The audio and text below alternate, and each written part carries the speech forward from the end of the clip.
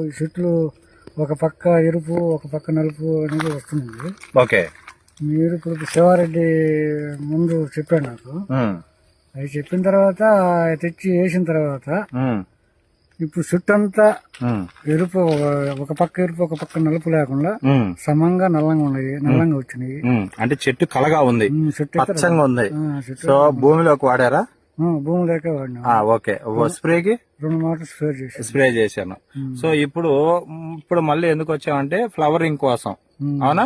So ఇప్పుడు పూత వచ్చే దశ కాబట్టి నా చెట్లు బాగున్నాయి, రాండి సార్ దీనికి ఇంకేదైనా చెప్పండి అని అడిగారు మీరు.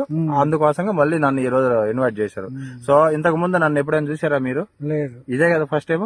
సో మీకు ఓన్లీ ఫోన్ లో మీకు చెప్పాను నేను ఆ రోజు ఫోన్ చేసినప్పుడు. సో మీరు నా మాట నమ్మి వాడారు.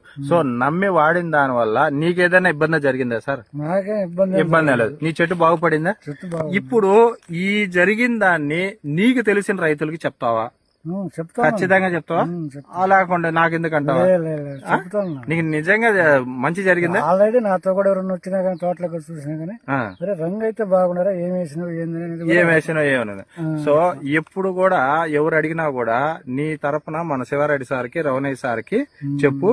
వాళ్ళు వచ్చి వాళ్ళతో మాట్లాడి వాళ్ళకి ఇంకా కూడా చేసేదానికి బాగుంటది. సో గుడ్ మార్నింగ్ లీడర్స్, చూడండి రైతు గారి మాటల్లో ఎలా చెప్తున్నారు. సారు చెట్టు సగం భాగం ఎరుపు, సగం భాగం వచ్చేసి పచ్చగా ఉండేది. మన ప్రొడక్ట్ ఏదైతే వాడారో ఆ ప్రొడక్ట్ వాడిన తర్వాత సార్ చెట్టు మొత్తం చాలా నీట్ గా వచ్చిందని చెప్పేసి సార్ మాటల్లోనే విన్నాం.